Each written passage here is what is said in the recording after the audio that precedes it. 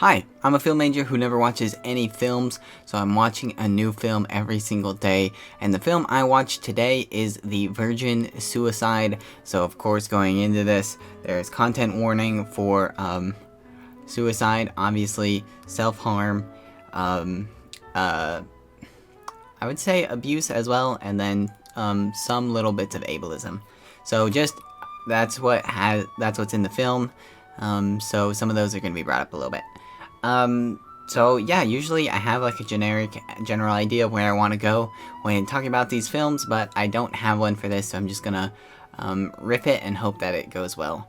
So in this film, it's really focused on this one middle class family who is very religious, and they have 5 daughters, I believe.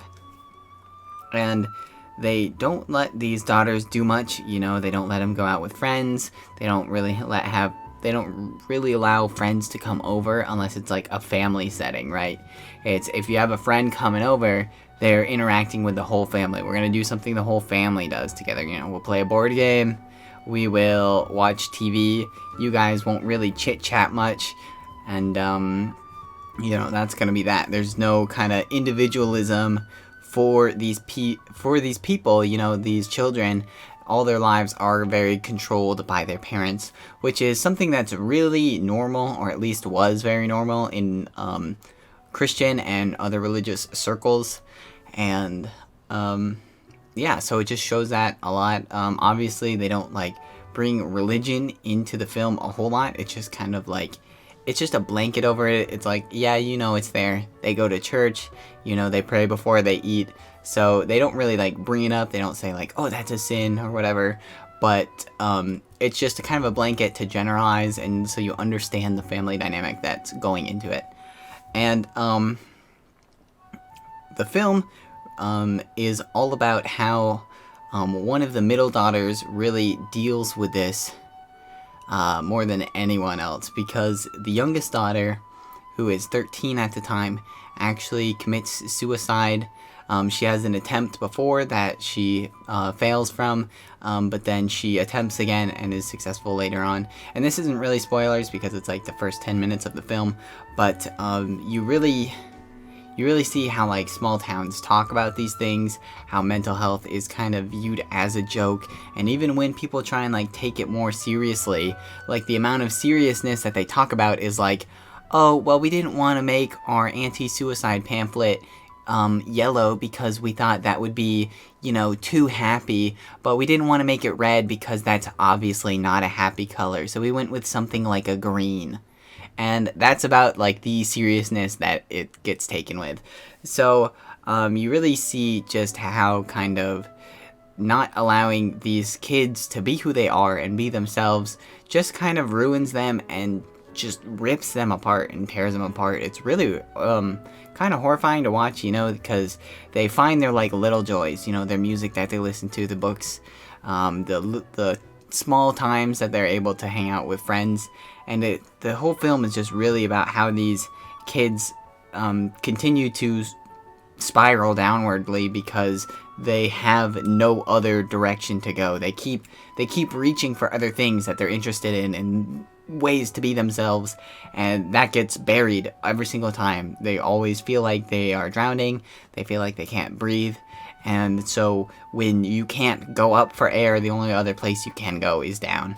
And I don't know, this film just really shows a lot of that very well, especially if you're someone who has had strict parents, or you have friends who have strict parents. You definitely know, especially if you've been in religious circles and stuff, you obviously have seen these types of families and kind of see how it affects their kids. And they're always something that stuck out with me is that the mom was having an interview, and she's oh, there's no lack of love in our house. All these girls were loved. I don't know why they would do the things that they do. And it's because they have no other option. When the parents kind of snuff out all these other things that they enjoy, what other choice can they have but to go downward? And so it's not real love. That's a type of, you're just loving an image that you've created in your mind. You don't actually love these people if you can't, let them be themselves, if you can't let them hang out with other people, if you take away the things that make them, who they are. So it's a really great film just about like finding yourself, and a really great film about just kind of isolation and that kind of entrapment and how that can make people feel. And something that's really nice about it too is it takes an outside perspective. For most of the time, it's the neighbors across the street, and that's how you see the lens of most of these things.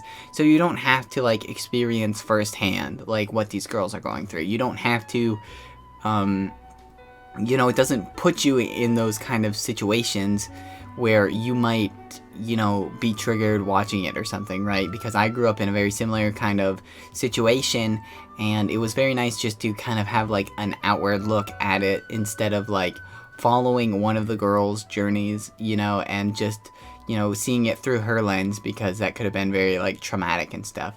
So the film is really good about showing it without necessarily showing it, and that is just really impressive to me. This is a great movie. I don't know where exactly I would place it. I'd probably a strong 7 to a light 8, but I think I'll just stick with 7 for now.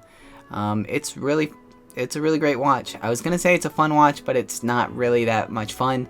It's very intense. But yeah, if this sounds interesting, make sure you give it a watch. It's really great. And if you've seen it before, obviously, I'd love to hear your thoughts about it. The main girl that they followed, she's a really great actress. It was the girl that was in Spider-Man, the original one with Tobey Maguire. I just forget her name, Christian something. But yeah, she did a fantastic job, and I really want to check out her other films because I know how great of an actress she is. So I'll probably be doing that fairly soon. And if you have any other film recommendations for me, I would love to hear them from you. So yeah.